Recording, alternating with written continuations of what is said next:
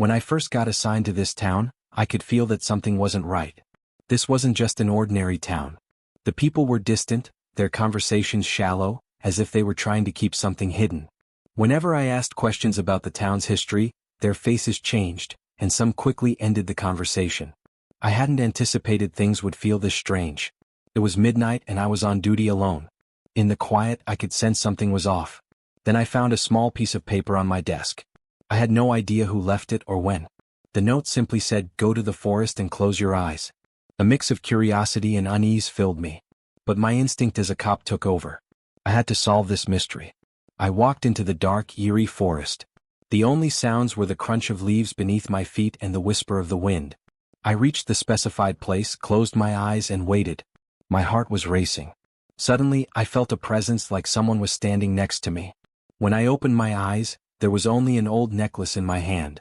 I couldn't remember where I'd seen it before, but it felt strangely familiar, as if it held a piece of the town's dark past. When I returned, the townspeople seemed even colder.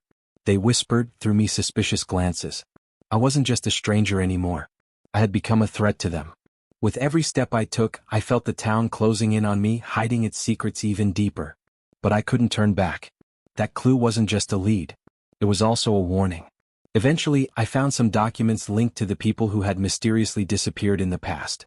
The details in those files sent chills down my spine. The secrets of this town were buried deep, hidden in the shadows of the past. And I realized then that uncovering those secrets would come at a high cost. I was putting my own life at risk. Maybe I wouldn't see this through to the end.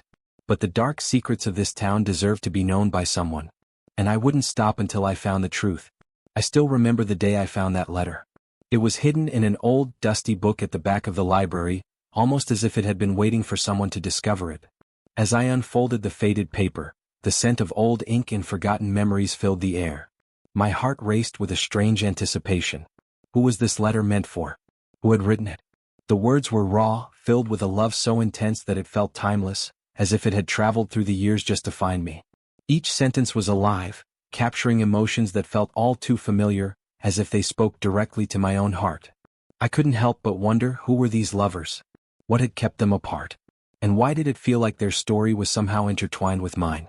As I delved deeper into the words, I felt myself drifting, almost as if I was being pulled back into their world.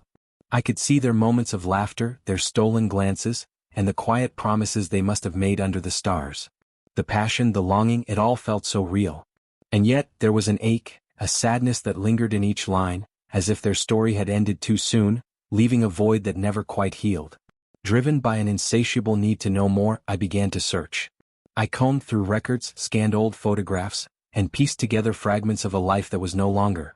Every clue led me closer, but with each step, I felt a strange connection building, a bond one couldn't explain. It was as though their love story had seeped into my soul, leaving me questioning my own heart. And then, in a quiet moment of revelation, I found the truth. I discovered the name, the faces, and the history that had been lost to time. But with that truth came a choice, a dilemma that weighed heavy on me. Could I keep